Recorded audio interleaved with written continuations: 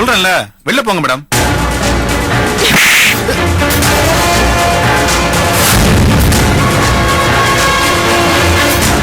Rascal, எதுக்கு நடிச்சீங்க? என்னடா வேலை பாக்குற? மேல கை வைக்கிற வேலையெல்லாம் வேண்டாம். உங்களையாச்சுன்னு பாக்குறேன். அப்புறம் நடக்கிறதே வேற. என்ன நடக்கும்? என்னடா நடக்கும்? நடத்தி காட்டுற பாக்கலாம்.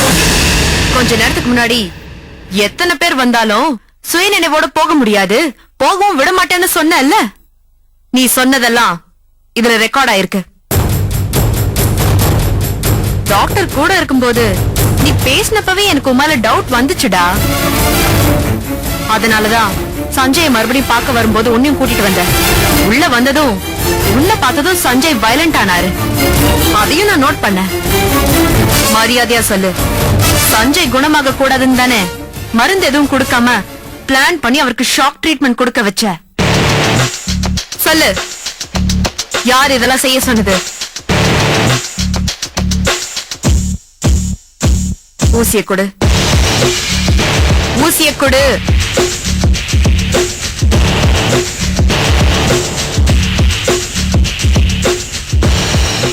மருந்த மாத்தி கொடுக்கறியா? சொல்லு, யார் இதெல்லாம் செய்ய சொன்னது?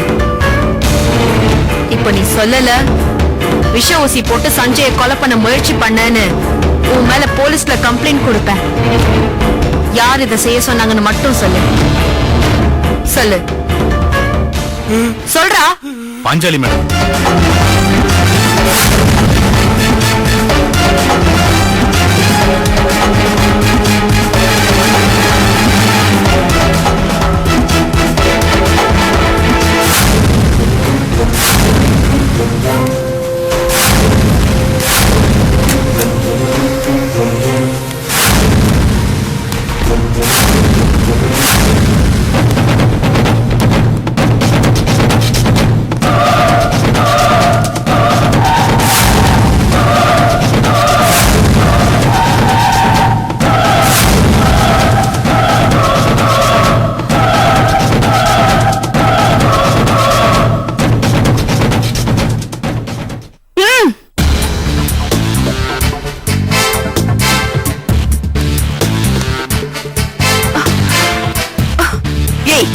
என்ன எதுக்காக கடத்திட்டு வந்து இங்க அடைச்சு வச்சிருக்க?